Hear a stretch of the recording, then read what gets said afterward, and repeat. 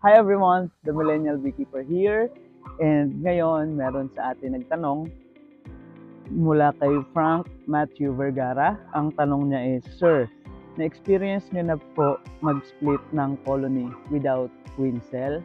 And bago ko sagutin yan, hindi ako expert sa beekeeping, but ang beekeeping is my passion. Beekeeping is my hobby. And yes, yung pag-split ng colony na walang queen cell, ginagawa ko siya.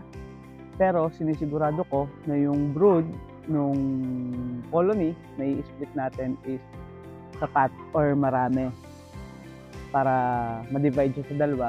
And also the population ng mga bubuyog, kailangan marami rin siya para mas mabilis silang makarecover at makagawa ng queen cell para maging queen. So yun lang, sana nasagot ko yung katanungan mo.